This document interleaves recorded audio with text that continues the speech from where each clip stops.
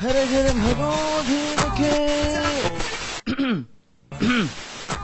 23 வருஷமா மத்தவா போடுறத பார்த்துட்டே இருந்தா எப்படி அப்படிங்கிற டாபிக்ல மக்களுக்காக ஒரு சுகான பாவத்தை கொடுக்க வந்திருக்கேன்.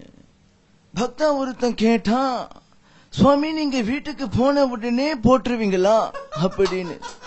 அதுக்கு நான் சொன்னேன், இல்லடா அம்பி, அப்ப மாமி போட்டு பார்த்துட்டு இருப்பா, நான் சத்த வெயிட் பண்ணி தான் போடுவேன் அப்படின்னு. சுவாமி அப்புறம் என்ன நடக்கும் சுவாமி? அப்புறம் என்ன, நான் போட ஆரம்பிச்சதான் ஒரே கத்தல் தான், கதறல் தான்.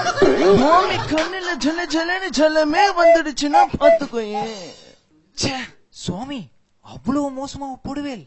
ஏண்டா பக்தா, ஏதோ ஒரு சேனல்ல அவ போடுறத பார்த்து இவன் அழுதா, அதுக்கு நான் என்னடா பண்ண முடியும்?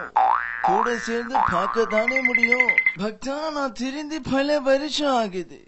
இது மாமி கதை இல்லடா, பல சேனல் கதை. இது வரைக்கும் சுவாமி பஜனை பண்ணி பார்க்காத பக்தா கூட இருக்கா. ஆனா மாமி பஜனை பண்ணி பார்க்காத பக்தாக்களே இந்த லோகத்திலே இல்லை. சுவாமி நான் சொல்வதெல்லாம் உண்மை. அது இது எதுன்னு எல்லா இடத்திலையும் கால வச்சதுன்னு எனக்கும் மாமிக்கும் நீயா நானானு நடுவில் கொஞ்சம் டிஸ்டர்ப் ஆகி அருந்து போச்சு. எது சுவாமி? கேபிளா? இல்லடா பக்தா, கனெக்ஷன். என்ன சுவாமி வெக்ஸ் ஆயிட்டேலாம்?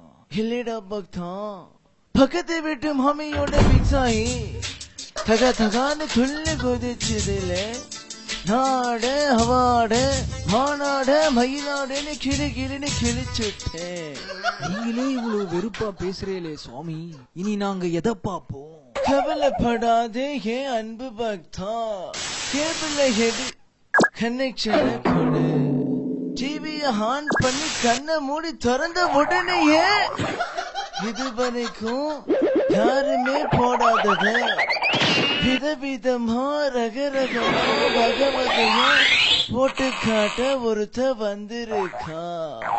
சொன்ன சொல்ல வருது என்னன்னா, இனி பக்த கோடிகளுக்கு ராத்திரியும் பகலும் பார்க்காம ஃபுல் என்டர்டெயின்மெண்ட் காத்துட்டு இருக்கு.